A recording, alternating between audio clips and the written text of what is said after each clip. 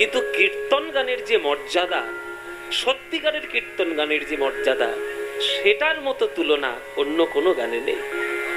এই কীর্তন গানকে আমাদের এই জনমানুষের মধ্যে সব থেকে জনপ্রিয় যিনি করেছেন, তিনি সংকীর্তন পিতা শ্রী গৌরাঙ্গ মহাপ্রভু, আমার শ্রীকৃষ্ণ চৈতন্য মহাপ্রভু। তার জন্যই আজকের আমরা কীর্তন পেয়েছি, তার জন্যই আমরা হরে কৃষ্ণ বলতে শিখেছি, তার জন্য আমরা রাধা গোবিন্দের প্রেম লীলা আমরা শুনতে পাওয়ার চেষ্টা করছি। এই যে আজকে আপনাদের সকাল থেকে সারাদিন এই যে রাধা গোবিন্দের লীলা হচ্ছে, এই যে শুনতে পাচ্ছেন, এ সমস্ত কিছু মহাপ্রভুর জন্য, আমার গৌরাঙ্গ মহাপ্রভুর জন্য। সেই গৌরাঙ্গ মহাপ্রভুর লীলা যদি আপনারা মন দিয়ে শ্রবণ করেন, তাহলে হৃদয়ের মধ্যে প্রেম হবেই হবে, যদি সঠিকভাবে শুনতে পারেন। তাই কীর্তন শুনতে গেলে বা কীর্তন গাইতে গেলে মূল নিয়ম হলো যে কীর্তন গান শ্রবণ করার পর হৃদয়ের মধ্যে ভগবানের প্রতি প্রেম হলো কিনা। কেননা ভগবানকে পাওয়ার সব থেকে সহজ আর সব থেকে কঠিন রাস্তা হচ্ছে প্রেম ভালোবাসা দিয়ে পাওয়া। আমি সব থেকে সহজে বললাম, সব থেকে কঠিনও বললাম। কেন বললাম? আমরা সব থেকে সহজে বললাম, আবার সব থেকে কঠিনও বললাম। কেন বললাম? প্রেম জিনিসটি আমরা মুখে বলে দিতে পারি, কিন্তু জীবন দিয়ে পালন করা এত সহজ কথা নয়। প্রেম যেমন সহজ জিনিস, তেমনি প্রেম সব থেকে জগতের কঠিন জিনিস। কেননা প্রকৃত প্রেম যারাই করবে, সারা জীবন তাকে চোখের জলে কাঁদতে হবে। এটা হয়ে এসছে বাবা। আমি সত্যযুগ থেকে কলিযুগ পর্যন্ত প্রমাণ দিয়ে দেবো শাস্ত্র ধরে।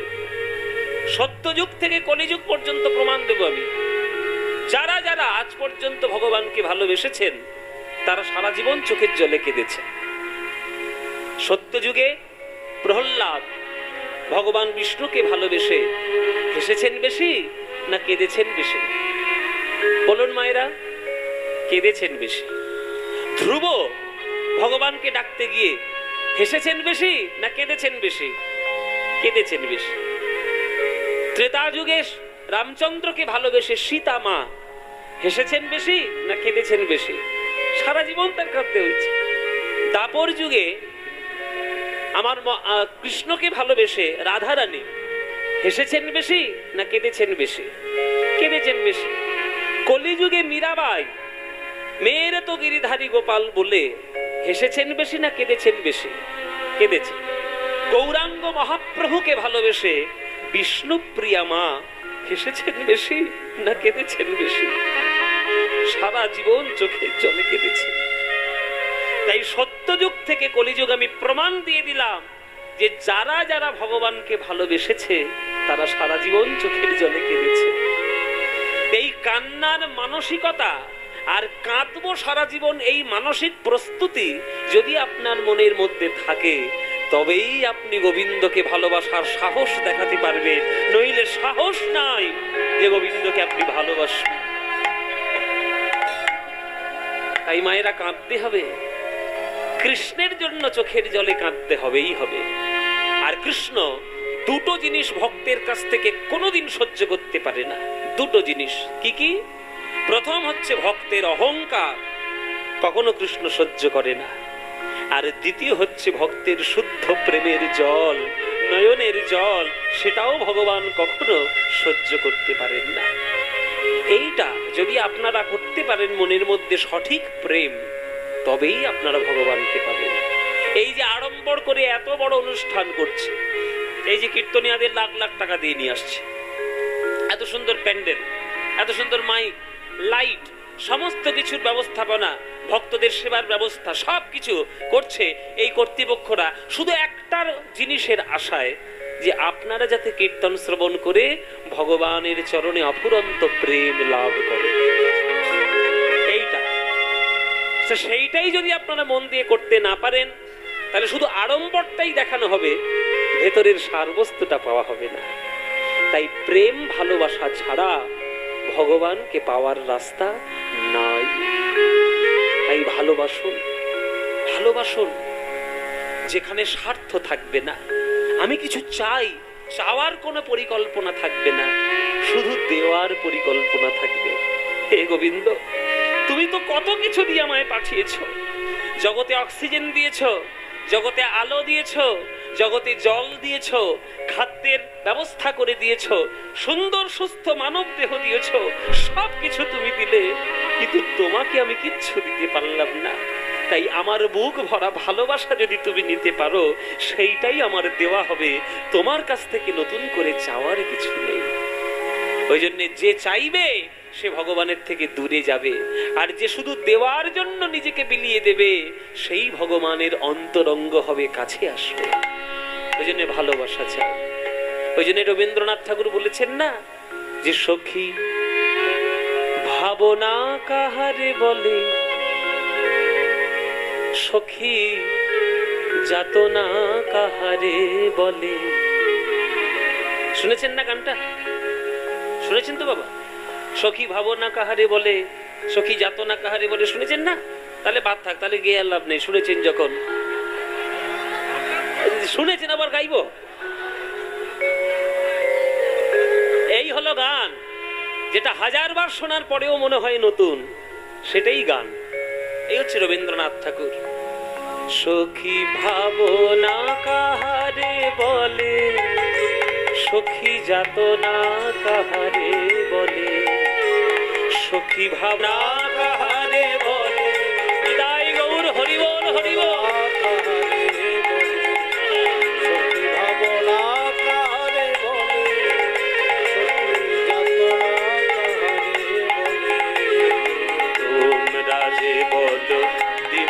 রজনী ভালোবাসা ভালোবাসা, সখী ভালোবাসা কারে কর, সে কি কেবলি যাতনাময়। যাতনাময় রবীন্দ্রনাথ ঠাকুর বলে দিচ্ছেন, যাতনাময়। কৃষ্ণকে ভালোবাসা মানেই যাতনা সারা জীবন আপনার থাকবে। ও তো জ্বালানোর জন্যই আসে। ওই যে নন্দের বেটা কেলে ছড়া, সারা জীবন জ্বালিয়ে যাবে, কিন্তু ও যত জ্বালাবে ততই আপনাদের হৃদয়ের মধ্যে প্রেমের তীব্রতা বাড়বে। আর যত প্রেমের তীব্রতা বাড়বে ততই আপনি ভগবানের সান্নিধ্যে যাওয়ার চেষ্টা করবেন। কেননা ভালোবাসা উনি দিতে পারে। এই যে আমরা বলি না, ওই ছেলেটা না ওই মেয়েটাকে খুব ভালোবাসে, বা ওই মেয়েটা না এই ছেলেটাকে খুব ভালোবাসে, ছাই ভালোবাসে। ও দুদিনের ভালোবাসা, যখন স্বার্থটা ফুরিয়ে যাবে, এ ওর মতো, ও সে তার মতো, কেউ কারোর সঙ্গে থাকবে না। 100% ভালোবাসা সাধারণ নায়ক নায়িকাদের মধ্যে 1% হয়। 99% ইজ ফেক, জাস্ট ফেক, আর কিচ্ছু না। হবে না কেন? হবে, নিশ্চয়ই হবে। ভালোবাসা হয় না? নিশ্চয়ই হয়। কিন্তু প্রকৃত ভালোবাসায় স্বার্থের কোনো গন্ধ থাকবে না। আর বিনা স্বার্থে কে ভালোবাসা করে আমাকে বলে বোঝান দেখি। জীবনে কেউ ভালোবাসবে না। স্বার্থ আছে মানেই সে শরীরের স্বার্থ হোক আর মনের স্বার্থ হোক, যাই স্বার্থ হোক, থাকবেই। কিন্তু কেবলমাত্র ঈশ্বরের সঙ্গে ভক্তের যদি নিঃস্বার্থ প্রেম কেউ ধরা দিতে পারে, তবেই সে প্রেমের মানেটা বুঝবে, নইলে সে প্রেমের মানে বুঝবে না। এই যে রবীন্দ্রনাথ ঠাকুর লিখলেন, সে তো কেবলই যাতনাময়। আমার চোখে তো সকলই শোভন, সকলই নবীন, সকলই বিমল। আমার চোখে, এই দুর্গাপুর বাজারে বা শ্যামপুর বাজারে ফুলের দোকান নিশ্চয়ই আছে, আসতে ফুলের দোকান নিশ্চয়ই আছে মায়েরা। এক একটা লোক সেখানে ফুল কিনতে যায় এক একটা উদ্দেশ্য নিয়ে। কেউ ফুল কিনতে যায় মাস্টার মশাই গলায় দেবে, কেউ ফুল কিনতে যায় মৃতের চরণে শ্রদ্ধা জানাবে বলে, কেউ ফুল কিনতে যায় প্রেমিকার হাতে অর্পণ করবে বলে, কেউ ফুল কিনতে যায় ঘরটা সাজাবে বলে, কেউ ফুল কিনতে যায় বিয়ে বাড়িটা সাজাবে বলে, আবার কেউ ফুল কিনতে যায় যে গোবিন্দের চরণে পুষ্পাঞ্জলি দিয়ে গোবিন্দের সেবা করবে বলে। এই এতগুলো ফুল এত জায়গায় গেল, সব থেকে সার্থক জীবন কোন ফুলটার হলো? যে সরাসরি গোবিন্দের চরণে পুষ্পাঞ্জলিতে গেল, তাহলে তার জীবনটা সার্থক হলো। মায়েরা, আপনারা প্রত্যেককে হলেন ফুলের মতো, বিশ্বাস করুন। প্রত্যেককে হলেন ফুলের মতো, তবে আপনারা নিজেদেরকে বিশ্বাস করেন না বলে আপনাদের সুগন্ধ ছড়ায় না। আপনারা যদি নিজেদেরকে ফুলের মতো পবিত্র করতে পারেন, দেখবেন আপনার সুগন্ধে জগৎ সুগন্ধিত হয়ে যাবে। যতদিন নরেন্দ্রনাথ দত্ত ছিল ততদিন তার কোনো সুগন্ধ আসেনি। যেই ঠাকুর রামকৃষ্ণের চরণ ধরে বিবেকানন্দ হলো, তখন তার সুগন্ধে জগৎ মেতে গেল। যতদিন বিশ্বম্ভর মিশ্র ছিল ততদিন তার সুগন্ধ আসেনি। ঈশ্বরপুরীর চরণে দীক্ষা নেওয়া পর সে যখন মহাপ্রভু হলেন, গৌরাঙ্গ মহাপ্রভু, তখন তার সুগন্ধে জগৎ ভরে উঠল। তাই আপনারা প্রত্যেককে পারবেন আপনাদের জীবনকে ফুলের মতো সুন্দর করতে, এটা আপনাদের প্রত্যেকের ক্ষমতা আছে। কিন্তু কি করবেন বলুন? আশেপাশের চারিদিকের যা পরিবেশ, সেই পরিবেশের জন্য আপনারা নিজেদেরকে প্রস্ফুটিত করতে পারছেন না। এই প্রস্ফুটিত করতে গেলে নিজের জীবনটিকে সৎ করতে হবে। লোককে ভালো করতে না পারো, অন্তত লোককে খারাপ করো না। সারা জীবন লোকের উপকার করো, 10টা মানুষের কল্যাণের কথা চিন্তা করো, অপরের উন্নতি দেখে নিজের গা জ্বলবে এই রকম পরিস্থিতি তৈরি করো না। সবার সঙ্গে সুসম্পর্ক বজায় রাখো, গোবিন্দের চরণের দাস হও, গুরুর চরণে দীক্ষা গ্রহণ করে তার চরণের সেবা করো। এই সঠিকভাবে যদি জীবনটিকে গ্রহণ করেন, তখন আপনার জীবন থেকেও এত সুগন্ধ বেরোবে, দেখবেন আপনার গন্ধে আপনার গ্রাম পাড়া সব মাতোয়ারা হয়ে যাবে। তাই ফুলের মতো জীবনটিকে পবিত্র করুন, তবেই তো গোবিন্দের চরণে পুষ্পাঞ্জলিতে যাবেন। হ্যাঁ, তাই না? তবেই তো যাবেন। কে পণ্ডিত মশাই নাকি? আসুন আসুন আসুন আসুন আসুন, একটু ধীরে ধীরে একটু এগিয়ে আসতে হবে। আমাদের রানীগঞ্জের উনি আমার খুব বিশেষ পরিচিত, উনি হচ্ছেন পণ্ডিত কার্তিক কুমার মুখোপাধ্যায়। ওনার রানীগঞ্জে হরিপুর একটা বিরাট বড় সংস্কৃতের টোল আছে, মানে সংস্কৃতে উনি পড়াশোনা করান। আমার গান এদিকে যেখানেই হয় সেখানে আসুন আসুন, একটু ধীরে ধীরে একটু আসবেন, মায়েরাও বসে আছে। তো ওনার ওখানে বিরাট বড় অনুষ্ঠান হয়, আমি প্রত্যেক বছর গান গাই ওখানে, ওনার ছোড়াতে। আজকে এখানে গান হবে বলে সব শুনতে এসছে এখানে। আসুন, জয় নিতাই। তো আপনারা সবাই নিজের জীবনটিকে ফুলের মতো পবিত্র করবেন, তবেই দেখবেন। এদিকে এদিকে চলে আসুন, বসো কাকিমা। জীবনকে ফুলের মতো পবিত্র করলে দেখবেন আপনারা আপনাদের জীবনটিকে সুগন্ধিত করে তুলতে পারবেন। দেখবেন একেবারে জীবনটা একেবারে প্রেমেময় হয়ে গেছে, প্রেমে ভরে উঠবে। তাই সবার জন্য আমার একটাই মিনতি, যে জীবনটিকে সৎ করুন। হ্যাঁ, সে কি কেবলি যাত নাময়, সে কি কেবলি যাত নাময়।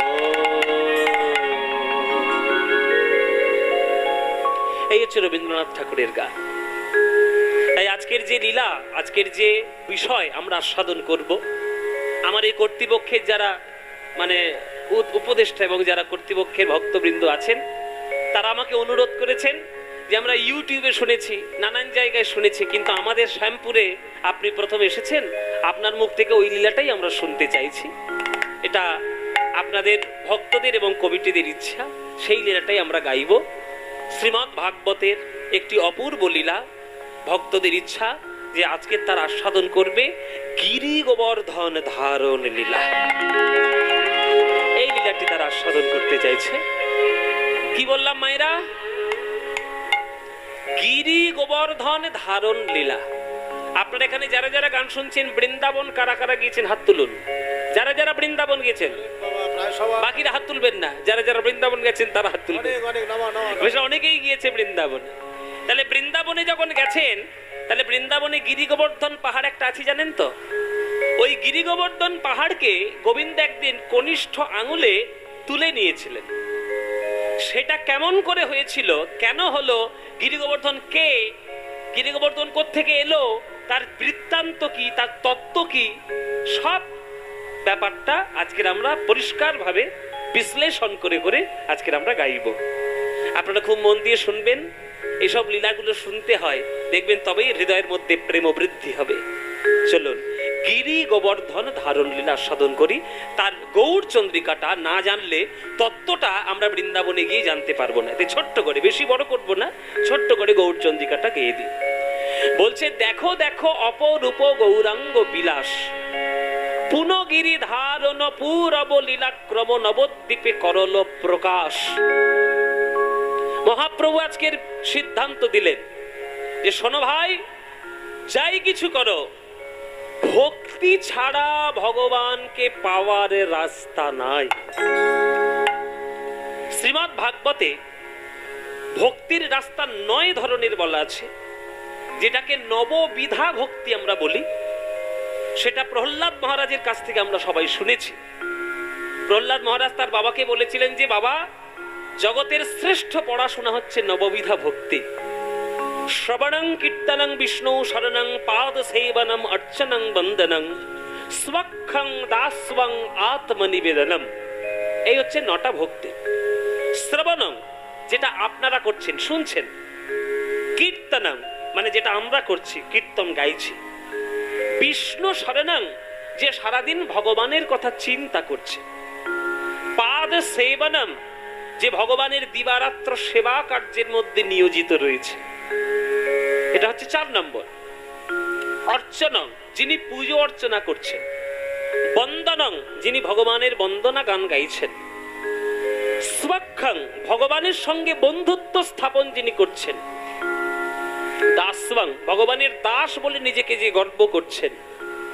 আর আত্মনিবেদনম, নিজের যা কিছু আছে সকল কিছু হা গোবিন্দ তোমার হলাম বলে গোবিন্দের চরণে নিবেদন করে দিচ্ছেন। এইটা হলো 9 রাস্তা। আপনারা সবাই জেনে নিন, এই 9টা রাস্তার মধ্যে যে রাস্তাটা আপনার পছন্দ, আপনি সেই রাস্তা ধরুন। যদি সেই রাস্তায় চলার মতো চলতে পারেন, আপনি আপনার গন্তব্যস্থলে ঠিক পৌঁছে যাবেন। দিল্লিতে যাওয়ার অনেক রাস্তা আছে।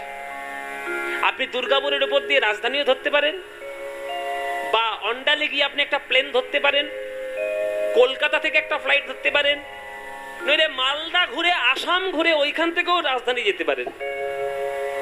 মেন উদ্দেশ্য হচ্ছে আপনার দিল্লি, আপনার রাজধানী হচ্ছে উদ্দেশ্য। যে কোনো রাস্তায় যাবেন দিল্লি চলে যাবেন। হ্যাঁ, কোন রাস্তা একটু ঘুরে ঘুরে যাবে, কোন রাস্তা একটু সোজাসুজি যাবে, কিন্তু যাবে ঠিক, যদি রাস্তাটা রাস্তার মতো হয়। এই 9টা রাস্তার মধ্যে যে রাস্তা ধরে ভগবানকে ডাকলে আপনার সুবিধা, আপনি সে রাস্তাই ধরুন। যদি ধরার মতো ধরতে পারেন, তাহলে প্রেম আপনার বা ভগবানকে লাভ করা আপনার হবেই হবে। তাই 9টা ভক্তি। হ্যাঁ, তাই মহাপ্রভু আজকের নবদ্বীপে দৃঢ় কণ্ঠে প্রকাশ করছেন, শোনো ভক্তগণ, ভক্তির পুজো ছাড়া অন্য কোন পুজো চলবে না। শুদ্ধ ভক্তি গোবর ধন, তোমরা পূজা করো জগজন। শুদ্ধ ভক্তি গোবর ধন, পূজা করো জগজন। এই বিধি দিলা জগ মাঝে গো, শ্রবণাদি নব অঙ্গ, আরে কল্পতরু ময় শৃঙ্গ। শ্রবণাদি নব অঙ্গ, কল্পতরু ময় শৃঙ্গ। পঞ্চরস ফল তাহা সাজে। আপনার এখানে যারা বয়স্ক মানুষ আছেন, আপনারা সবাই জানেন যে 16 আনা মানে কি? 16 আনা মানে কি? 1 টাকা। তখনকার দিনে বলা হতো 16 আনা মানে হচ্ছে গোটা, একটা গোটা টাকা, 1 টাকা। এখনকার দিনে ছেলেমেয়েরা কিছু জানে না, ওদের 4 আনা বললে বুঝতেই পারবে না। আর আমরা 4 আনায় 4টে ফুচকা খেয়েছি তখনকার দিনে। হ্যাঁ, 20 পয়সা, 5 পয়সা, 50 পয়সা সব আমরা দেখেছি, 10 পয়সা আমরা দেখেছি, এটা সব দেখেই নি এখনকার দিনে। তা 25 পয়সা মানে কত? 4 আনা। 50 পয়সা মানে 8 আনা। 75 পয়সা মানে 12 আনা। আর 16 আনা মানে 1 টাকা। 16 আনা মানে 1 টাকা।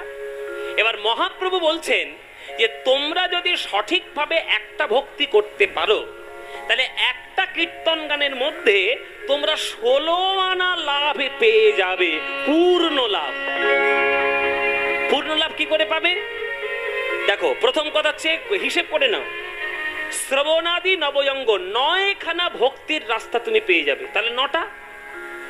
এবার কল্পতরু ময় শৃঙ্গ, 2 ধরনের কল্পতরু তুমি দেখতে পাবে। 2 ধরনের কল্পতরু কারা কারা? বৈষ্ণব জগতে 2 জন। কে কে? একজন হলেন গুরু আর একজন হচ্ছে বৈষ্ণব। আমরা বলি না বাবা যে জয় জয় শ্রী গুরু প্রেম কল্পতরু, গান গাই না? তাহলে গুরুদেব হচ্ছেন প্রেম কল্পতরু, আর বৈষ্ণবরা কি? বাঞ্ছা কল্পতরুভ্যশ্চ কৃপা সিন্ধুভ্য এব চ পতিতানাং পাবনেভ্যো বৈষ্ণবেভ্যো নমো নমঃ। উচ্চারণ ঠিক করে করতে হবে। এই যে পণ্ডিত বসে বসে আছে, উচ্চারণ শিখতে হবে। যে বাঞ্ছা কল্পতরু, অনেকে আমি কীর্তন করতে গিয়ে অনেকে উচ্চারণ ভুলভাল করে। বাঞ্ছা কল্পতরু ভস্য, ভস্য আবার কি? মানে উচ্চারণ শেখেনি তো। বাঞ্ছা কল্পতরু ভস্য, কৃপা সিন্ধু ভব্বচ, এসব বললে হবে না। ভাই কৃপা সিন্ধু ভয়ে বচ, ভয় নয় এইগুলো। এই যে জফলাটা, জফলাটাকে ইয়ে উচ্চারণ করতে হয়।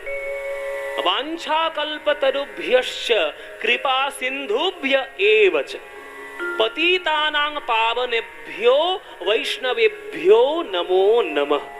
এটা পরিষ্কার উচ্চারণ। তারে গুরুদেব হচ্ছেন প্রেম কল্পতরু আর বৈষ্ণব হচ্ছেন বাঞ্ছা কল্পতরু। এই 2 ধরনের কল্পতরু ভক্তির জগতে পাবে। তাহলে 9 2 কত হলো? 11।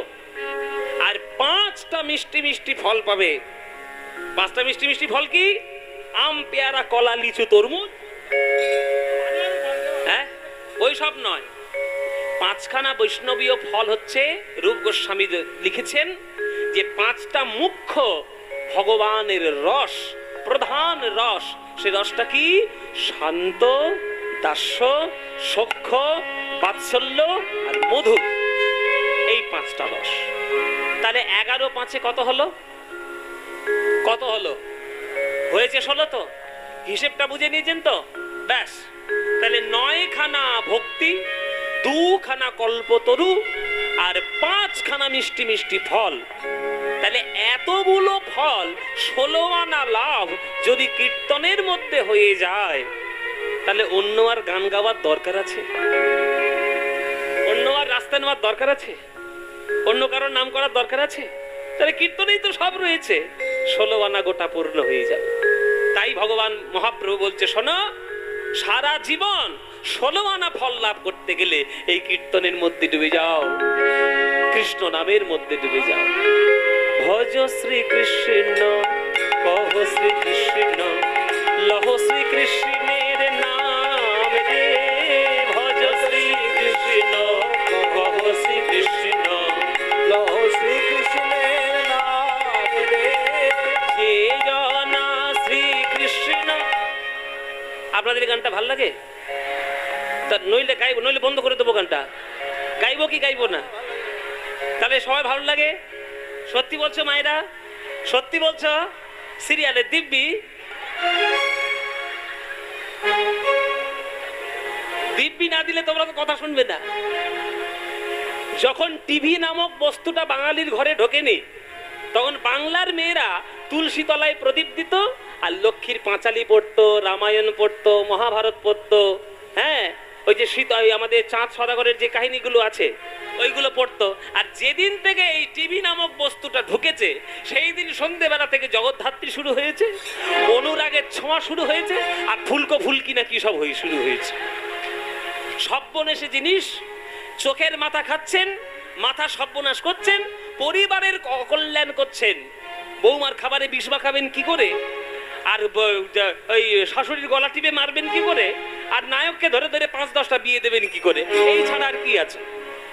এইগুলো শুনে জীবনটা সর্বনাশ, আর কর্তার পকেট গুলো ফাঁকা হয়ে যাচ্ছে বিল দিতে দিতে। এইসব করবেন না। আপনাদের কার ভালো লাগলো না লাগলো আমার কিচ্ছু যায় আসে না, কারণ আমি সত্যি কথা বলবো এখানে দাঁড়িয়ে।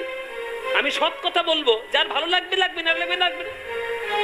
মন দিয়ে শুনুন, নিজের পরিবারকে বাঁচানোর দায়িত্ব নিজের। কারা প্রতিবেশীর খেয়ে দিয়ে কাজ নেই, তোমার পরিবারকে বাঁচাবে। এই জিনিসগুলো বাদ দিয়ে সন্ধ্যাবেলায় করে কীর্তন করো, অনেক লাভ হবে। আমি এই তো এক মন্দিরে প্রণাম করতে গেছিলাম, আমাদের শ্যামপুরেও তো একটা কৃষ্ণের মন্দির হয়েছে। একদিন না হয় এখানে কীর্তন শুনছেন, বাকি দিনগুলো কি করবেন? নিজেরা গিয়ে ওইখানে গিয়ে বসুন, খোলকত্তাল নিয়ে নিজেরাই কীর্তন করুন, দেখবেন আমাদের এই কীর্তন করাগুলো সার্থক হবে। করজোরে করতালি দিয়ে সবাই বলবেন, ভজ শ্রীকৃষ্ণ, কহ শ্রীকৃষ্ণ, লহ শ্রীকৃষ্ণ নাম রে, ভজ শ্রী।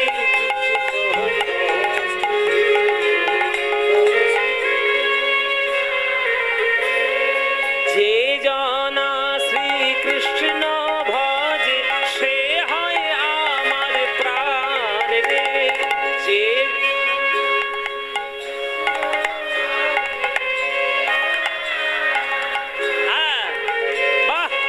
যে জনা শ্রীকৃষ্ণ ভজে সে হয় আমার প্রাণ রে।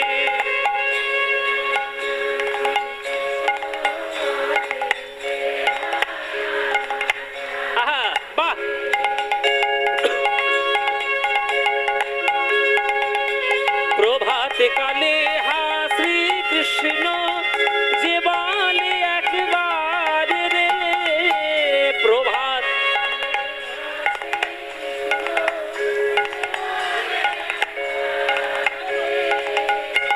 দিন গেলে হা শ্রীকৃষ্ণ যে বলে একবার রে, দিন গেলে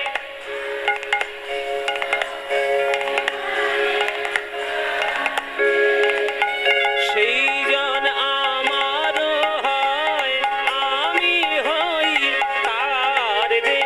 বলো সেই জন।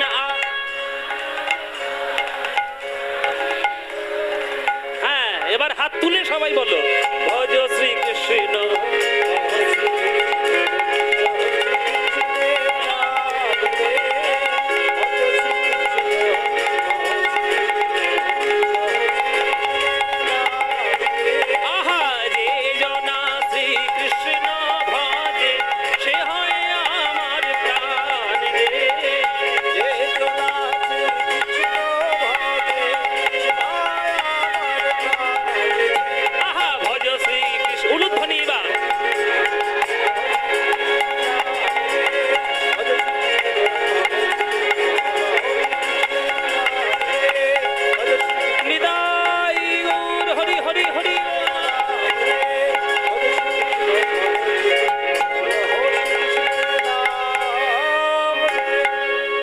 বলো আনন্দ হয়েছে?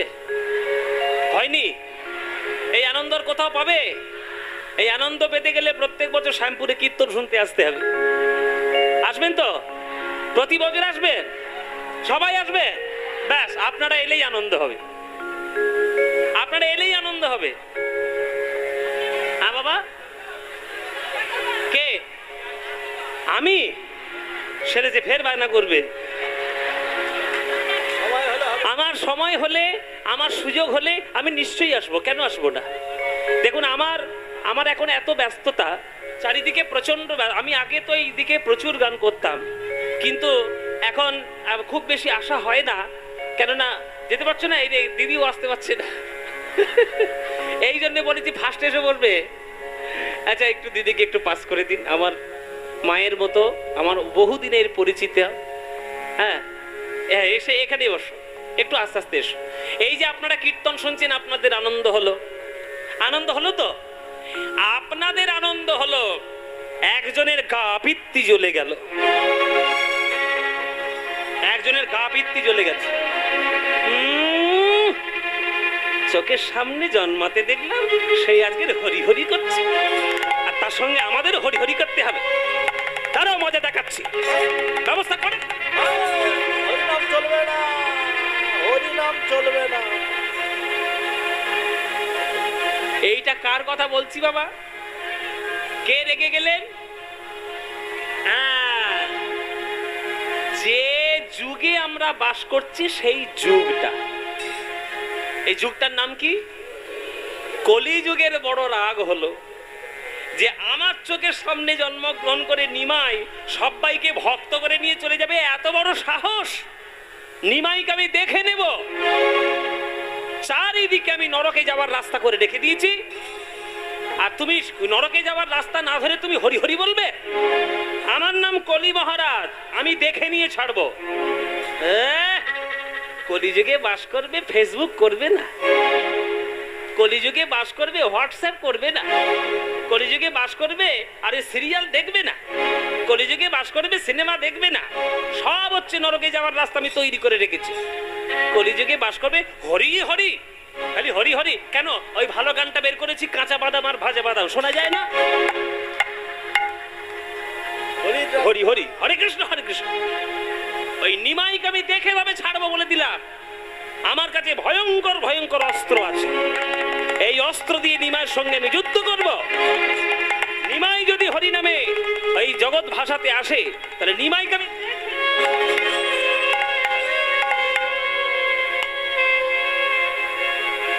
ও মায়েরা, কলিযুগ নিমাইয়ের সঙ্গে যুদ্ধ করতে আসছে।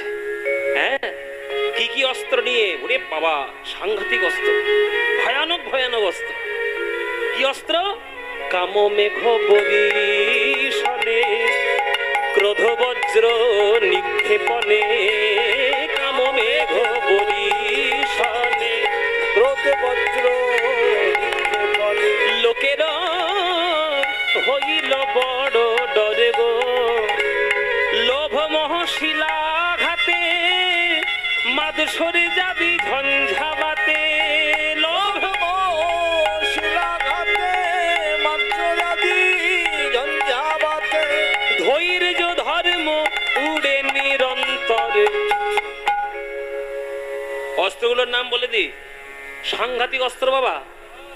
কাম, ক্রোধ, লোভ, মোহ, মদ, মাদসর্য। এই হচ্ছে 6টা ভয়ঙ্কর অস্ত্র। আর তার মধ্যে দুটো প্রথম তো একেবারে সর্বনেশে। স্বয়ং ভগবান বলে দিয়ে গেছে, গীতার মধ্যে শ্লোক আছে, কাম এষ ক্রোধ এষ রজগুণ সমুদ্ভব, মহাশন মহাপাম বা বিদ্ধি বৈরিণম। গীতার কথা। কাম আর ক্রোধ সর্বনেশে জিনিস, এই দুটো সর্বনাশ করে ফেলবে। এই কাম আর ক্রোধ সারা জগৎকে বশীভূত করে রেখেছে, এই সারা ওই প্রধান প্রধান অস্ত্রে। মায়েরা, আজকে তোমরা কীর্তন শুনতে এসে বলছো কীর্তন ভালো লাগছে। অনেকে আছে যারা কীর্তনের নাম শুনলে দরজা বন্ধ করে দেয়। তবুও তো গ্রামের দিকে আমরা অনেক কীর্তন করার সৌভাগ্য পাই, কলকাতা শহরের দিকে তো বেশি হয় না। তারা পয়সা চেনে, তারা ডিজে ক্লাব চেনে, নাইট ক্লাব চেনে, বার চেনে, কিন্তু হরিনামের তাদের কোনো মুখে উচ্চারণ নাই। মানে অর্থের অহংকারে আর এই কামক্রোধের অহংকারে এমন তারা ডুবে গেছে যে কীর্তনের নাম শুনলেই দরজা বন্ধ করে দেয়। ওই জন্য কীর্তন গানটাকে তারা সাবজেক্ট বলে মনেই করে না। কীর্তন গানটাকে সাবজেক্ট বলে তারা মনেই করে না। মানে এটাও যে একটা বিষয়, এটা নিয়ে যে পড়তে হয়, এটা নিয়ে যে পড়াশোনা করে গুরুর কাছে শিখতে হয়, এটাই তারা জানে না। ওই জন্য আমি সারেগামাপায় যখন চ্যাম্পিয়ন হয়েছিলাম, প্রচুর সমালোচনা হয়েছে। কীর্তন করে করে চ্যাম্পিয়ন হয়ে গেল। আরে বাবা, আমি কি আর হয়েছি? মহাপ্রভু করে দিয়েছে, আমি কি করব? শুনে রাখো, এখন শুনতে বাধ্য হচ্ছে। যখন চ্যাম্পিয়নটা হলাম তখন শুনতে বাধ্য হচ্ছে। আরে কীর্তনকে স্বয়ং মাথায় তুলে রেখেছে স্বয়ং রবীন্দ্রনাথ ঠাকুর, কীর্তনকে মাথায় তুলে রেখেছে স্বয়ং নজরুল ইসলাম, কীর্তনকে মাথায় করে তুলে রেখেছে রামকৃষ্ণ ঠাকুর, কীর্তনকে মাথায় তুলে রেখেছে বিবেকানন্দ। তুমি কি রবীন্দ্রনাথ আর বিবেকানন্দ থেকে বড় নাকি? পড়াশোনা জানো না তো, শিক্ষা নেই তো, গান বুঝবে কি করে? এ গান বুঝতে গেলে হজম করার শক্তি চাই। বিরিয়ানি আর পরমান্ন এক করে ফেলো না। বিরিয়ানি সুস্বাদু হতে পারে, কিন্তু জীবনে গোবিন্দের চরণে ভোগ নিবেদন করা যাবে না। আর পরমান্ন ভক্তি দিয়ে যদি কেউ বানাতে পারে, গোবিন্দ সেটাই আস্বাদন করার জন্য গোলক থেকে নেমে আসে। কীর্তন হচ্ছে পরমান্ন গান, কীর্তন হচ্ছে পরমান্ন গান, আর বাকি যা ধুম ধারাক্কা হচ্ছে সব বিরিয়ানির গান। তাই গোবিন্দের চরণে ভোগ নিবেদন করতে গেলে এই পরমান্নই লাগবে বাবা, জীবনে বিরিয়ানি লাগবে না। তাই কীর্তন গান শ্রেষ্ঠ গান। আমি তো সামান্য কীর্তনের একটা গায়ক মাত্র, আমি তো একটুখানি শিখেছি। আমার গুরুরা যারা যারা কীর্তনকে মাথায় করেছে তারা তো সমুদ্র, তাদের কাছ থেকে তো এক বিন্দু আমরা পেয়েছি। সুতরাং কীর্তন গান বাংলার শ্রেষ্ঠ গান ছিল, এখনো আছে, চিরকাল থাকবে, চিরকাল থাকবে। সুতরাং এই কীর্তন গান শুনে আপনাদের আনন্দ হচ্ছে, সবার তো আনন্দ হবে না, তারা দরজা বন্ধ করে বসে থাকবে। এটাই হচ্ছে কাম ক্রোধের লক্ষণ, এটাই হচ্ছে কলিযুগের রাস্তা, যে তারা বন্ধ করে বসে থাকবে। ওই জন্যে মহাপ্রভু, অনেক তো আছে যারা ওই রাস্তায় যাবে, মহাপ্রভু দেখলেন যে আমি যতক্ষণ না নিজের আত্মত্যাগ করব, কলিযুগের অস্ত্রকে পরাস্ত করা যাবে না। তাই পরাস্ত করতে গেলে কি করতে হবে? আমাকে চিরকালের মতো সন্ন্যাসী হয়ে চলে যেতে হবে। যতক্ষণ না আমি আত্মত্যাগ করব, ততক্ষণ এরা হরি হরি কেউ বলবে না। স্বয়ং মহাপ্রভুকে নবদ্বীপে থাকাকালীন কত সমালোচনা শুনতে হয়েছে, আর আমরা তো সামান্য মানুষ বাবা। যে নিমাই হরিনাম করতে গিয়ে তার বদনাম নিতে হয়েছে, যে নিমাই নাকি সংসার চালানোর জন্য কীর্তন করে, দল পাকাচ্ছে, মার স্ত্রীর মুখে অন্ন তুলে দেওয়ার জন্য কীর্তনের দল বাঁধিয়েছে, সেই মহাপ্রভু মনে মনে ভাবলেন যে আমি এদের জন্য কি দিতে এসেছি এরা বুঝলো না। যতক্ষণ না আমি আমার আত্মত্যাগ করব, ততক্ষণ এরা আমার কেউ গুরুত্ব বুঝবে না। কাছের মানুষ কাছে থাকলে গুরুত্ব কেউ দেয় না, সেই মানুষটাই যখন অনেক দূরে চলে যায়, তখন তাকে মালার জন্য আমরা দেওয়ার অবস্থায় বসে থাকি। তাই প্রভু আমার 24 বৎসরের যেই মাঘ মাস, তাহার শুক্ল পক্ষে প্রভু করিলেন সন্ন্যাস। সন্ন্যাস গ্রহণ করে আমার নিমাই চলে গেল। আজ যদি আপনি নবদ্বীপের রাস্তায় যান, তাহলে নবদ্বীপের অলিতে গলিতে আপনি সচী মায়ের কান্না শুনতে পাবেন। সচী মায়ের কান্না, নবদ্বীপে ধুলার মধ্যে তার চোখের জল মিশে আছে। যদি আপনারা সেই প্রেম পেতে চান, নবদ্বীপের ধুলায় গড়াগড়ি দেয়, গড়াগড়ি দেয়। যেই আমার নিমাই, যেই আমার নিমাই এই সংসার ত্যাগ করে সন্ন্যাস হয়ে চলে গেল, তখন নবদ্বীপের লোকেরা মাথা ঠুকে ঠুকে কাঁদতে লাগলো, নিমাই না বুঝে তোমার চরণে কত বড় অপরাধ করেছি, তুমি আমাদের ক্ষমা করে দিও। হাত জোড়ো করে একটু বসুন সবাই,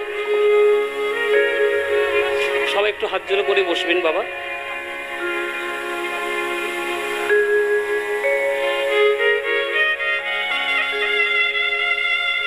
সবাই একটু করজোরে বসবেন। প্রসঙ্গ যখন এলো, প্রসঙ্গটা যখন এসছে, তাহলে নিমাইকে হারিয়ে নবদ্বীপের কি দশা হয়েছিল সেটার একটা গান গেয়ে দিই আপনাদের। আস্তে আস্তে আস্তে আস্তে, কথা না, সেটা একটু কথা আপনাদের শুনিয়ে দিই গানটা। নিমাই 24 বৎসর বয়সে বিষ্ণুপ্রিয়াকে কাঁদিয়ে, সচী মাকে কাঁদিয়ে জগৎ উদ্ধার করার জন্য চলে গেল সন্ন্যাস হয়ে। পাগলিনীর ন্যায় আমার সচী মা ওই রাস্তা ধরে ধরে নিমাই নিমাই নিমাই বলতে বলতে কেঁদে কেঁদে গেছে। দাঁড়া রে দাঁড়া রে নিমাই,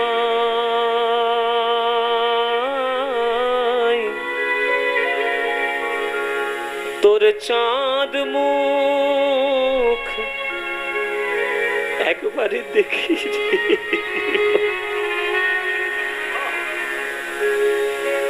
একবার দাঁড়া রে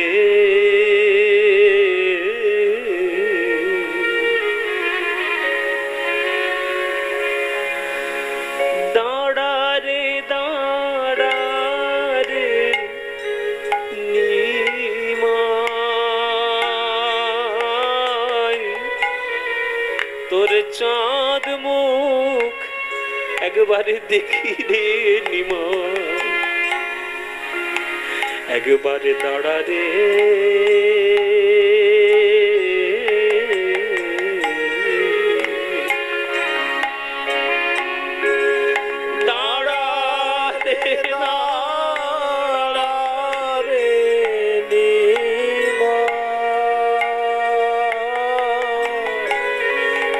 চাঁদ মুখ দেখি রে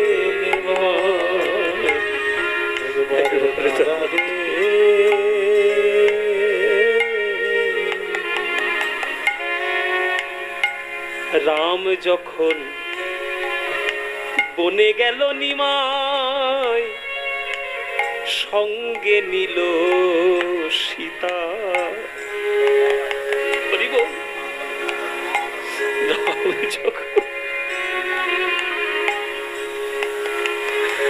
বনে গেল নিমাই সঙ্গে নিল সীতা ওগো তুমি যাবে গেলে গো নিমাই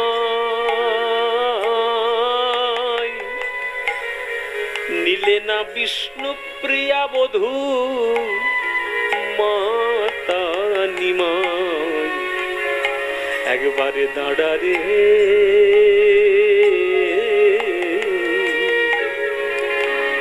দাঁড়া রে দাঁড়া রে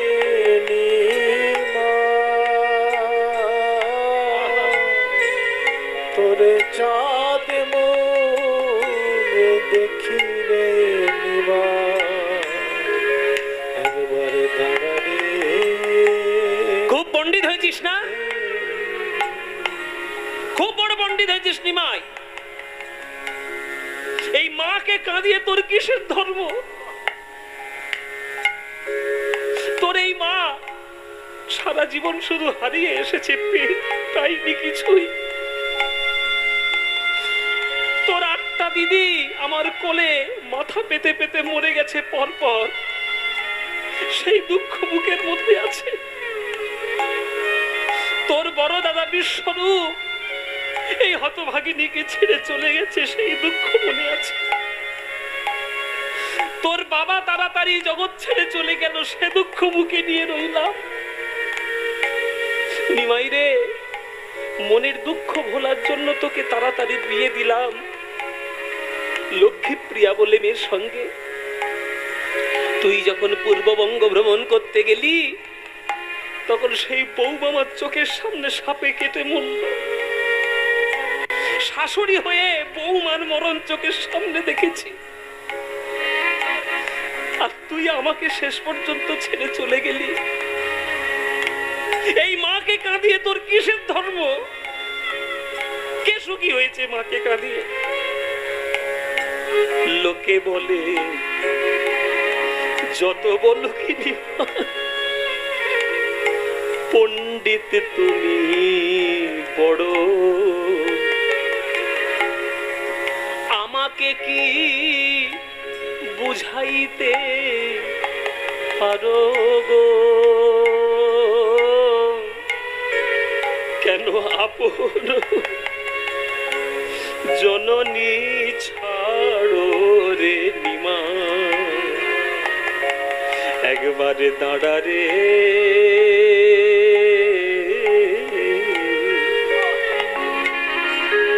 দাঁড়া রে দাঁড়া রে নিমাই। নিতাই গৌর হরি বল, গৌর হরি বল।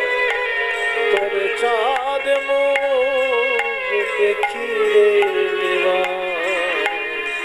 একবার দাঁড়া রে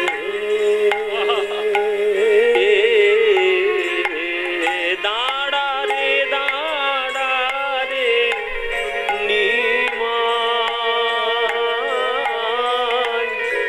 তোর চাঁদ মুখ একবারে দেখি রে নিমাই, ওরে দাঁড়া রে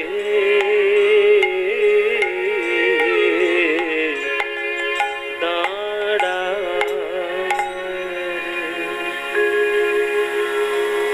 দেখুন এই একটা গান আমাদের সবার চোখের কোণে জল এনে দিল।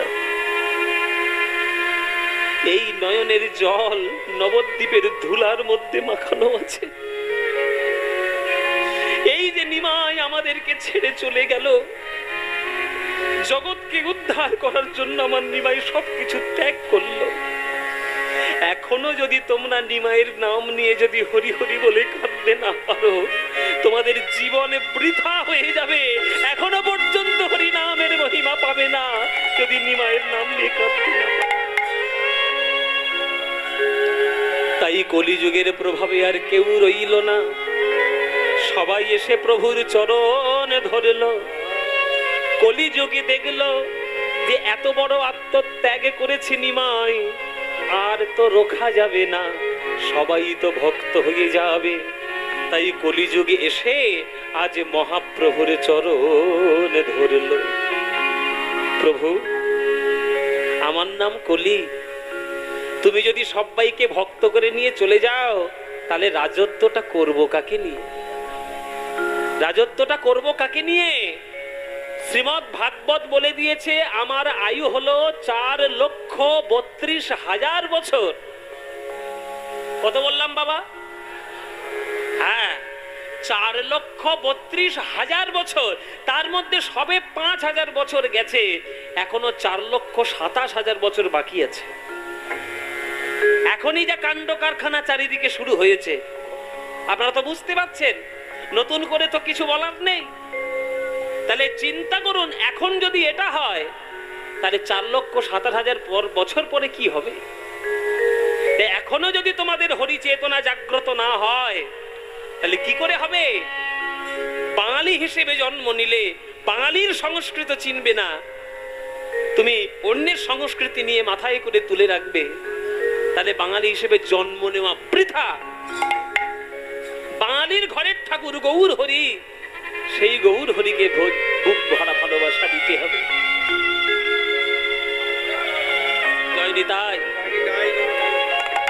তাই আপনারা যেখানেই থাকবেন, যেমন ভাবেই থাকবেন, যে অবস্থাতেই থাকবেন, কারোর নাম করুন বা না করুন বাবা, অন্তত একবার গৌর হরির নাম করতে ভুলবেন না।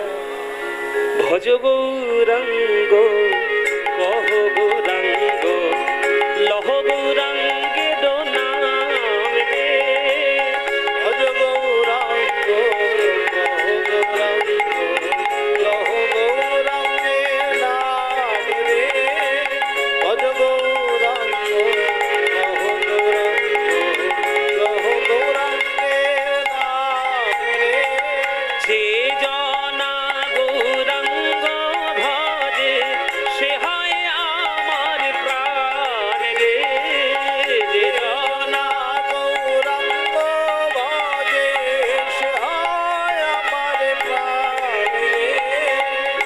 ওগো দিন গেলে হা গৌরাঙ্গ যে বলে একবার রে।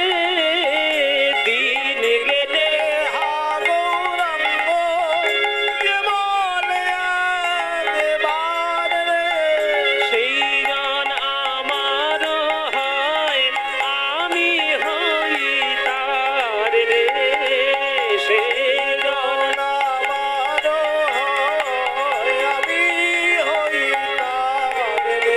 আহা ভজ গৌরাঙ্গ গৌরাঙ্গ উলুধ্বনি। গৌরাঙ্গের নাম রে। ভজ গৌরাঙ্গ কহ গৌরাঙ্গ লহ গৌরাঙ্গের নাম রে। যে জনা গৌরাঙ্গ ভজে নিতাই গৌর হরি হরি বল। ভজ গৌরাঙ্গ কহ গৌরাঙ্গ লহ গৌরাঙ্গের নাম রে। ভজ গৌরাঙ্গ কহ গৌরাঙ্গ লহ গৌরাঙ্গের নাম রে।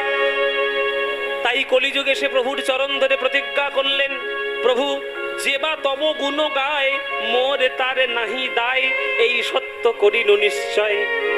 যখন কলিযুগ প্রভুর চরণ ধরে ক্ষমা চাইলেন, তখন প্রভু কি করলেন? প্রভু তারে দয়া কইল, তারে ধন্য করি নাম দিল। অদ্যপিহ ঘোষয় সংসার গো, শ্রী চৈতন্য দাসে বলে গিরি গোবর্ধন লীলার ছলে। শ্রী চৈতন্য দাসে বলে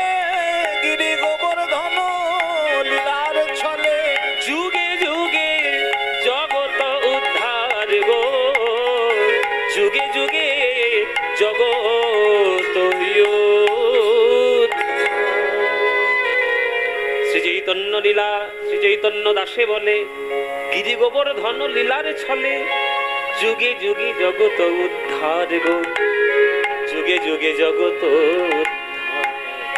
ব্যাস, আমাদের এবার এই পর্যন্ত গৌরচন্দ্রিকা। এইবার আমরা বৃন্দাবন লীলায় যাব, গিরি গোবর্ধন কৃষ্ণের লীলাটা দর্শন করতে। তাই আজকে আমরা কি জানলাম গৌরচন্দ্রিকায় বাবা? ভক্তিরূপী গোবর্ধন গৌরাঙ্গ মহাপ্রভু ধারণ করলেন। সেই ভক্তিরূপী গোবর্ধনের তলায় ভক্তরা এসে আশ্রয় নিলেন। এইবার আমরা বৃন্দাবনে গিয়ে দেখব কৃষ্ণ গিরি গোবর্ধন ধারণ করলেন, তার তলায় ব্রজবাসী এসে সবাই আশ্রয় নিলেন। সেই লীলাটা দর্শন করার জন্য আমরা বৃন্দাবনে যাব। চলুন সবাই মিলে বৃন্দাবন যাই। তো বৃন্দাবন যখন যাব, বৃন্দাবন যাওয়ার একটা ভজন গাইব। ভজন নাকি বাদ দেবো বাবা? গাইব? আচ্ছা, ভজন গাইতে গাইতে আমরা বৃন্দাবনে যাব। বলো মায়েরা, সবাই বলো, বাংলা ভজন গাইবো না হিন্দি ভজন গাইবো? বাংলা। বাংলা? আচ্ছা ঠিক আছে, বাংলা ভজন গাইতে গাইতে যাব। চলো সবাই মিলে বাংলার একটা বিখ্যাত পরিচিত জনপ্রিয় ভজন গাইতে গাইতে আমরা বৃন্দাবনে যাব। সবাই মিলে মায়েরা আনন্দ করে উপভোগ করুন। চলে রে আমার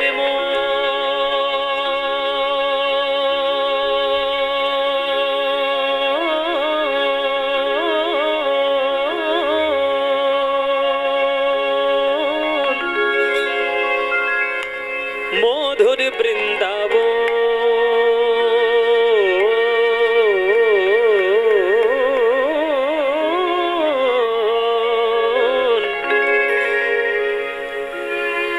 যমুনা পুলিনে যেথা মধুর বৃন্দাবন, চলে আমার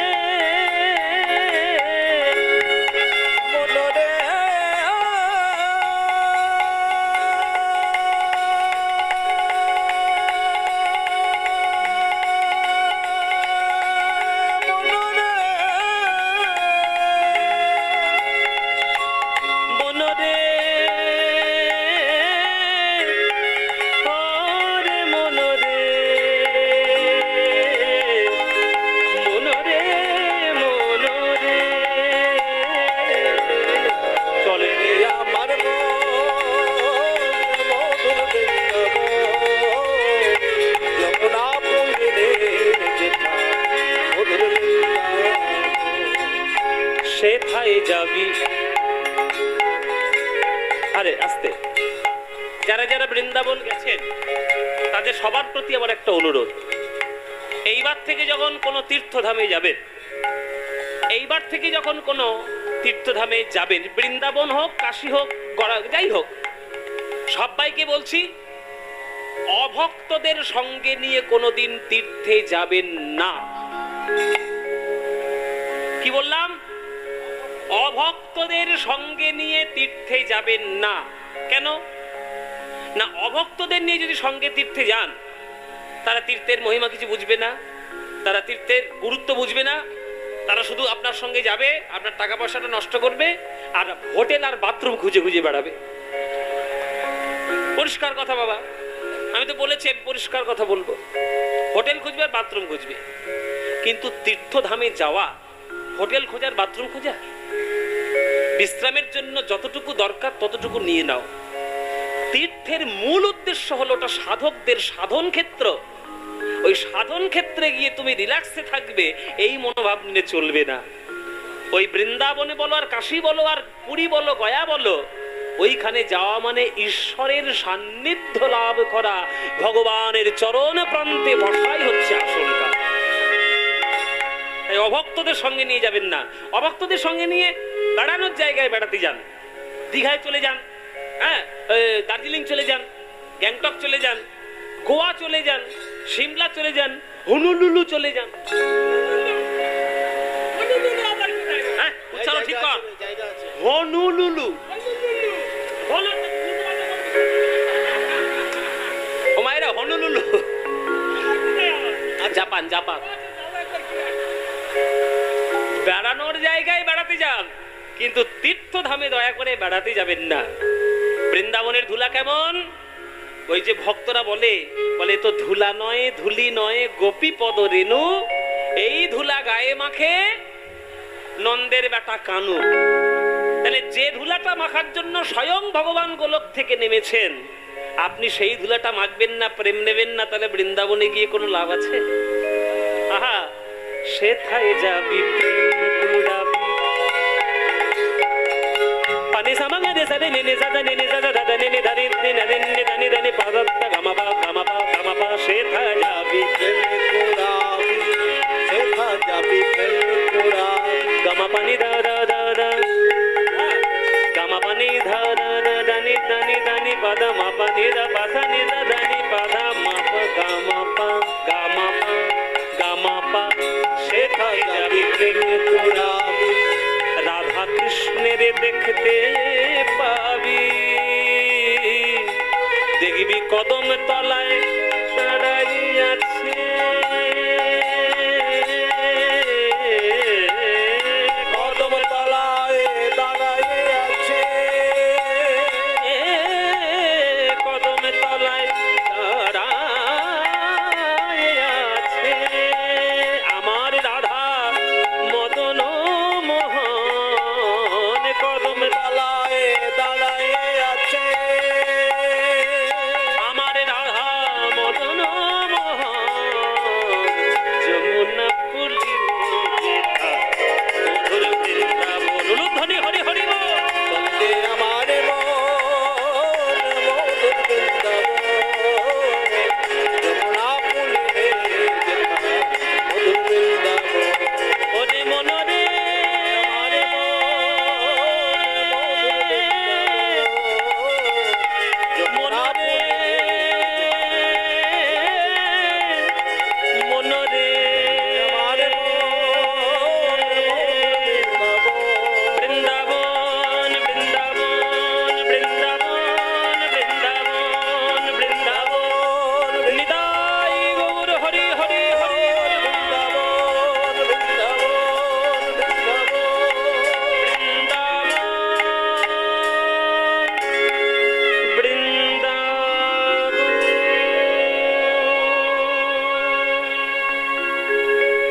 সবাই বলুন বৃন্দাবন ধাম কি, বৃন্দাবন ধাম কি, বৃন্দাবন ধাম কি, শ্রীমতী রাধা রানী কি, শ্রীমতী রাধা রানী की, श्रीमती राधा रानी की। बोलो प्रेम से राधे राधे, बोलो राधे राधे, बोलो राधे राधे। वृंदावन में सखी भूववित नोति कीर्ति, यदि देवकी सुत पदम्बुजलब्ध लक्ष्मी, गोविंद वेणु मनमत्त मयूर नृत्यं, प्रेक्षादि सान्य वरदान्य समस्त सत्व। আমরা এবার এলাম বৃন্দাবনে। এইবার দেখবো আমরা কৃষ্ণের গিরি গোবর্ধন লীলা। কৃষ্ণ বৃন্দাবনের মাঠের মাঝখানে খেলা করছে, আর বৃন্দাবনে তখন চলছে শরৎকাল। আস্তে মায়েরা, শরৎকাল কোন কোন মাসকে বলা হয় বলো? বাঙালি তোমরা জানতেই তো হবে কোন কোন মাস দুটো শরৎকাল। ভাদ্র আশ্বিন, এটা এখনকার দিনের শরৎকাল, আগেকার দিনের শরৎকাল নয়। এই যে পাঁজিটা তোমরা পেয়েছো, যেটা পাঁজি এখন তোমরা এই যে কি বেনি মাধব শিলের পাঞ্জাবি, পাঁজি পাঞ্জাবি বলছি, পাঁজি, এই যে নানান ধরনের পাঁজি বেরিয়েছে, এই পাঁজিটা এখনকার দিনের পাঁজিটা 200 বছরের পুরনো। কিন্তু সত্যিকারের যেটা পাঁজি, সেটা আমাদের ভারতবর্ষের যেটা পাঁজি, সেটা কিন্তু অনেক হাজার হাজার বছরের পুরনো। সেই পাঁজি অনুসারে ভাদ্র আশ্বিন শরৎকাল নয়, শরৎকাল হচ্ছে আশ্বিন আর কার্তিক। পণ্ডিত মশাই ইনি জানেন, উনি তো শাস্ত্র চর্চা করেন, উনি জানেন এইসব ব্যাপারগুলো। আশ্বিন আর কার্তিক এই দুটো হচ্ছে শরৎকাল। কেননা এখনকার দিনে আমরা বৈশাখ মাস থেকে বছর গণনা করি, শুরু করি। আগেকার দিনে বছর শুরু হতো বৈশাখ মাস থেকে নয়, অগ্রহায়ণ মাস থেকে। নামটার মধ্যেই বলা আছে, অগ্র মানে আগে, হায়ন মানে বৎসর। তাহলে হায়নের অগ্র মানে বছরের প্রথম, অঘ্রাণ, সেই মাস থেকেই অঘ্রাণ মাসের নাম। সেইটা থেকে বছর শুরু হতো, সেটা 5000 বছর আগে। হ্যাঁ, ওই জন্যে এখনকার দিনের পাঁচির সঙ্গে তখনকার দিনের পাঁচির মিল নেই। আগেকার দিনের নবান্ন উৎসব থেকেই ভক্তরা বছর শুরু করতো। নবান্ন উৎসব হয় আপনাদের দিকে?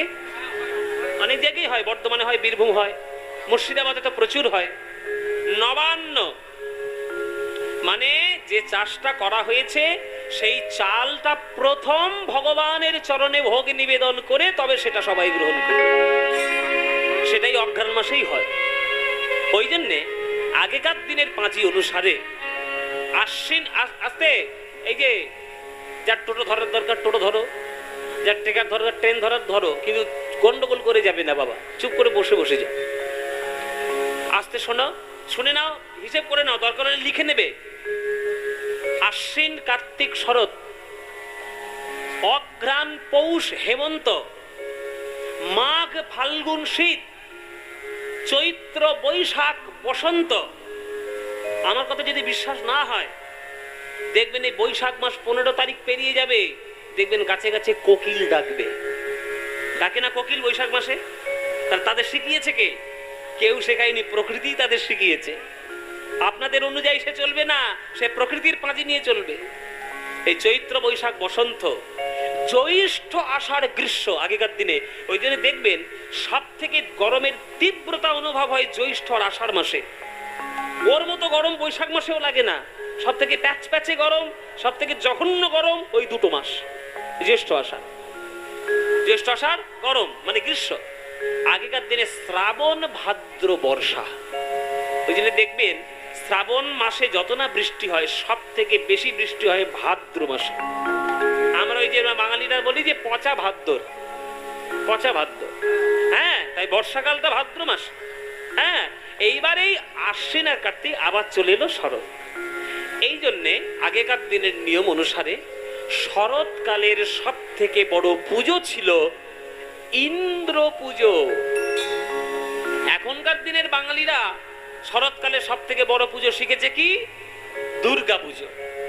কিন্তু দুর্গা পুজো তো আসল দুর্গা পুজোটা তো নয়। আসল দুর্গা পুজো তো চৈত্র মাসে চলে গেল, যেটা বাসন্তী পুজো, ওটাই হচ্ছে আসল। তাহলে আমরা পুজো করি কেন? না, এটা রামচন্দ্রের জন্য হয়েছে। ভগবান রামচন্দ্র লঙ্কা বিজয়ের জন্য অকাল বোধনের পুজো করেছিলেন মাকে, সেইটা নিয়ে আমরা বাঙালিরা পুজো করি। তাই আসল দুর্গা পুজো কিন্তু বাসন্তী পুজোটা। ওই জন্য এখনকার দিনের সব থেকে বড় পুজো হচ্ছে দুর্গা পুজো, আর আগেকার দিনের সব থেকে বড় শরৎকালের পুজো ছিল ইন্দ্র পুজো। সেই ইন্দ্র পুজোর তোড়জোড় শুরু করেছে নন্দ রাজার পরিচালনায় ওই আমার ব্রজবাসীগণ। সবাই হাত জোড়ো করে বসবেন, মায়েরা একটু বেদ মন্ত্র উচ্চারণ করবো, আর উলুধ্বনি দেবেন সবাই মিলে, জোরে জোরে উলুধ্বনি দেবেন। এখন যা চারিদিকে ঘটনা ঘটছে, জগৎ অশান্তিতে পরিপূর্ণ, যদি বেদের মন্ত্র উচ্চারণ করলে ভগবান একটু কৃপা করেন, যদি আমরা একটু শান্তি পাই। আপনারা সবাই উলুধ্বনি দেবেন, সবাই একটু করজোরে বসবেন, উলুধ্বনি দেবেন। ও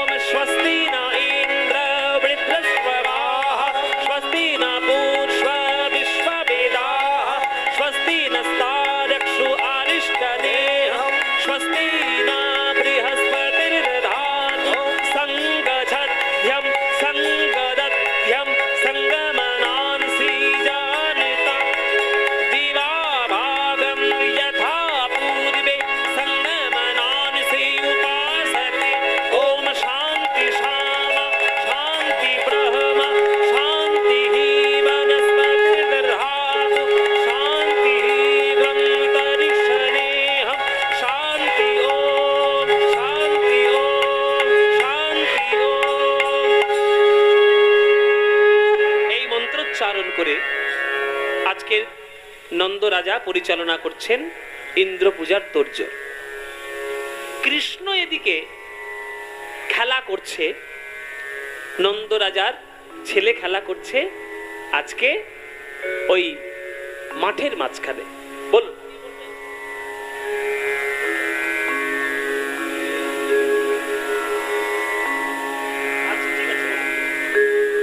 বলে দেবো, বলে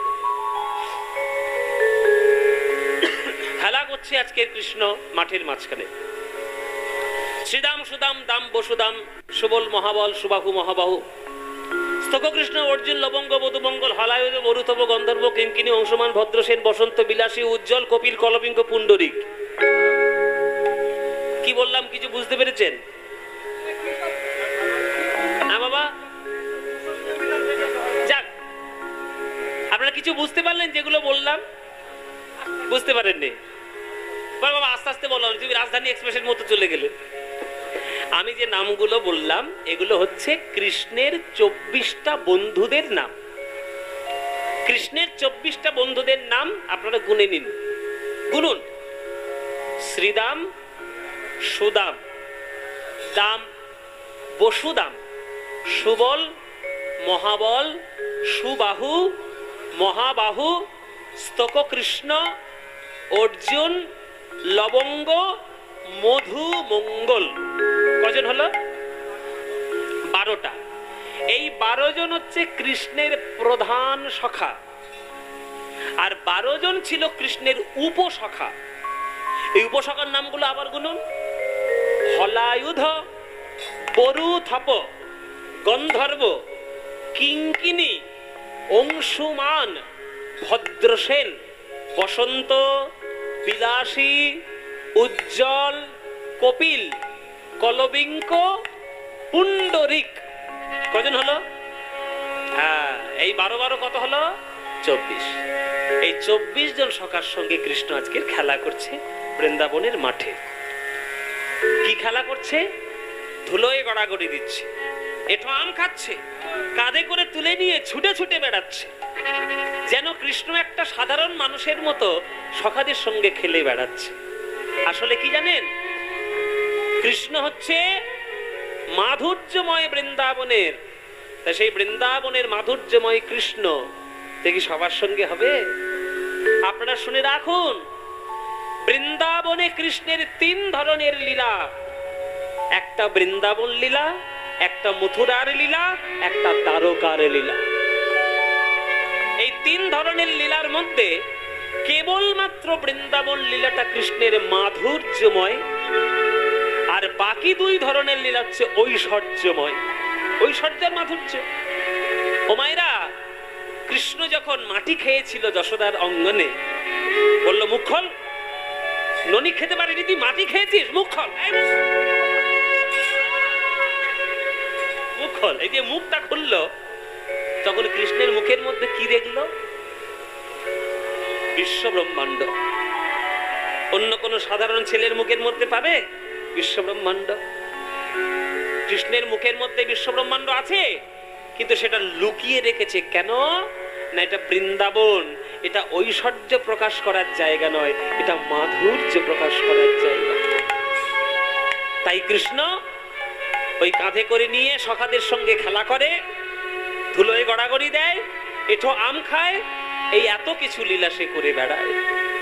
ওই জন্যই আপনাদের পশ্চিম বর্ধমানের চুরুলিয়া গ্রামের আপনাদের জেলার কবি কাজী নজরুল ইসলাম তিনি একটা গান লিখেছিলেন, খেলিছ এ বিশ্ব লয়ে বিরাট শিশু।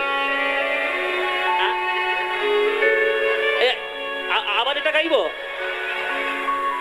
এই দেখো, এই জন্য গানের নাম বলতে চাই না আমি, বললেই গাইতে বলবে। আবার তোমরা বলবে কি চিরকুট আগেই চলে এসছে, চিরকুট দিয়ে বলে দিয়েছে বাবা গানটা গাইতে হবে। খেলিছ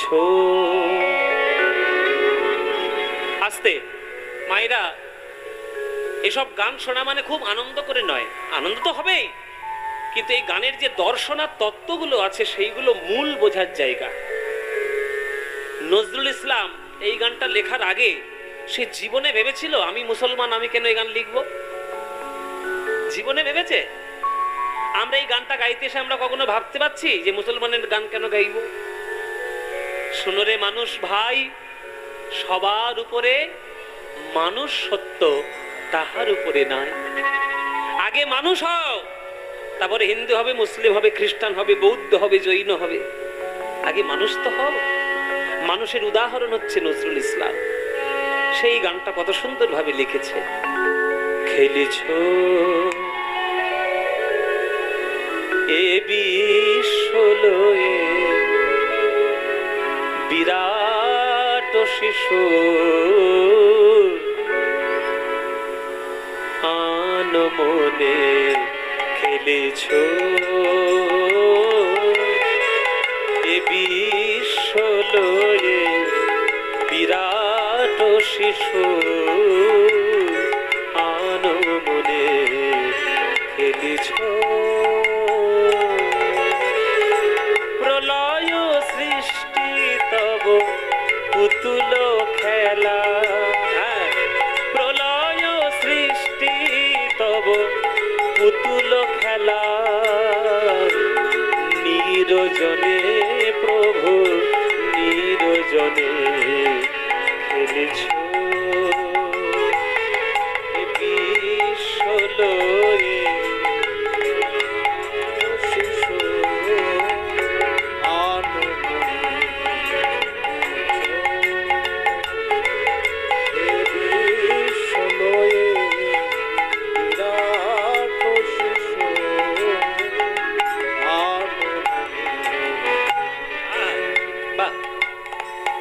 শোনো, শূন্যে মহা আকাশে তুমি মগ্ন লীলা বিলাসে, শূন্যে মহা আকাশে তুমি মগ্ন লীলা বিলাসে, ভাঙিছ গড়িছ নীতি ক্ষণে ক্ষণে, ভাঙিছ গড়িছ নীতি ক্ষণে ক্ষণে, নিরজনে প্রভু নিরজনে খেলেছ। এই যে আমাদের বিশ্বব্রহ্ম, আমাদের যে গ্যালাক্সিটার নাম হচ্ছে মিল্কি ওয়ে গ্যালাক্সি। যারা বিজ্ঞান পড়ে তারা জানবেন, বিজ্ঞান তো পড়তে হবে। যারা বিজ্ঞানী তারা তো বড় বড় সাধক, তারা তো সাধনার মাধ্যমে রিসার্চ করে করে বার করছে। আইনস্টাইন বলো আর অন্যান্য যে বিজ্ঞানী বলো, বলছে আমাদের গ্যালাক্সিটার নাম হচ্ছে মিল্কি ওয়ে গ্যালাক্সি। এই মিল্কি ওয়ে এইটা বহুকাল আগে আমাদের শাস্ত্রে বলা আছে ক্ষীরোদক সমুদ্র, ক্ষীর সাগর। এই মিল্কি ওয়ে গ্যালাক্সি যদি আপনি পুরোটা ছবি দেখেন ইন্টারনেটে, তার মধ্যে পৃথিবীর অবস্থান কোথায় আপনি খুঁজে পাবেন না। আতশ কাঁচ দিয়ে, আতশ কাঁচ দিয়ে খুঁজে পাবেন না, বিন্দুর থেকেও কম। অথচ সেই বিন্দুর থেকেও কম একটা অস্তিত্বময় পৃথিবী, আর তার মধ্যে আমরা সামান্য মানুষ বসবাস করছি। আর আমাদেরই কত অহংকার, শুধু চিন্তা করো, চিন্তা করো আমাদের কত হিংসা, কত অহংকার। সামান্য 10টা 1000 টাকার জন্য ভাই ভাইয়ের বুকে ছুরি গেঁথে দিচ্ছে, হ্যাঁ, হিংসার জন্য লোকের বাড়িতে গিয়ে আগুন ধরিয়ে দিচ্ছে, হ্যাঁ, স্ত্রী স্বামীকে খুন করে দিচ্ছে, স্বামী স্ত্রীকে খুন করে দিচ্ছে, ভাই ভাই দ্বন্দ্ব হয়ে যাচ্ছে। ওরে বেটারা, এই পৃথিবীকে যদি ভগবান একটা এরকম করে চুটকিতে নড়িয়ে দেয়, আর বেঁচে থাকতে পারবি? আর পারবি? এই ভগবান কখন ভাঙবেন, ভগবান কখন গড়বেন, সেটা তো তার লীলা। তুমি জগতে জন্ম নিয়েছো, তুমি তার চরণের দাস হয়ে তার চরণের সেবক হিসেবে নিয়োজিত হয়ে যাও। শূন্যে মহা আকাশে তুমি মগ্ন লীলা বিলাসে, ভাঙিছ গড়িছ নীতি ক্ষণে ক্ষণে, ভাঙিছ গড়িছ নীতি ক্ষণে ক্ষণে, নিরজনে প্রভু নিরজনে খেলেছ এ বিশ্বলয়ে বিরাট শিশু, আন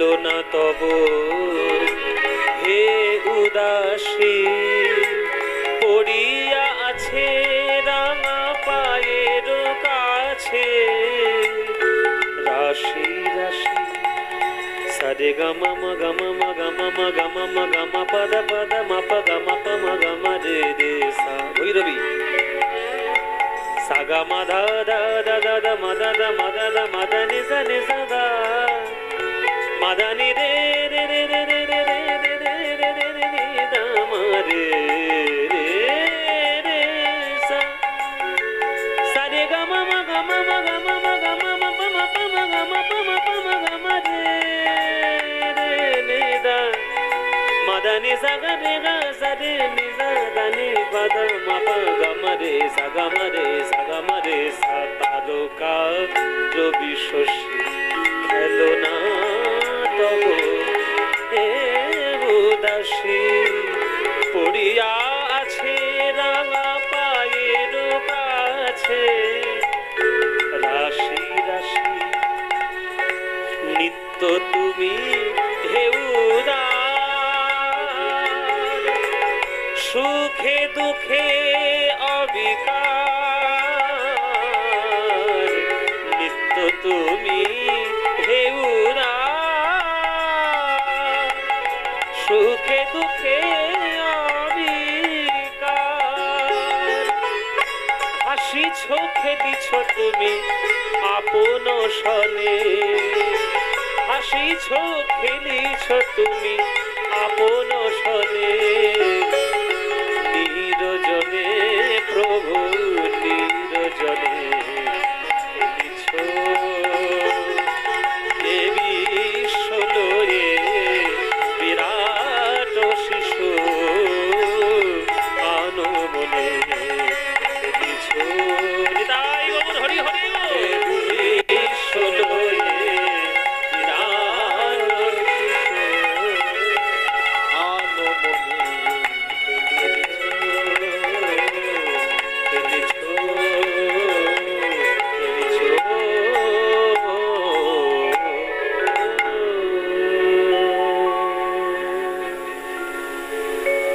নজরুল ইসলাম। তাই কৃষ্ণ খেলা করছে সখাদের সঙ্গে। হঠাৎ করে সকল ভক্তরা এলো, কানাই তোমার বাবা পুজো করছে, চলো ইন্দ্র পুজো হবে। সেই ইন্দ্র পুজোর তোড়জোড় শুরু করেছে। কানাই এলো পুজোর মণ্ডপের কাছে। কানাই এলো পুজো মণ্ডপের কাছে। এইখানে আস্তে আস্তে বাবা মায়েরা, এখানে একটা কথা, ছোট্ট কথা, কর্তৃপক্ষের তরফ থেকে আপনাদের চরণে নিবেদন। সেই নিবেদনটা আমি একটু রাখছি, 2 মিনিট একটু মন দিয়ে শুনবেন। এই শ্যামপুরের ভক্তবৃন্দগণ, এই এত ব্যস্ততম একটা শহরে, এত সুন্দর এই মাঠের মাঝখানে এত সুন্দর একটা আসর তৈরি করেছে। আমি দুর্গাপুরে অনেক প্রোগ্রাম করেছি, তবে আপনাদের একটা program one of the best বলে মনে হলো। এত সুন্দর সুন্দর করে আসরটিকে গড়েছেন।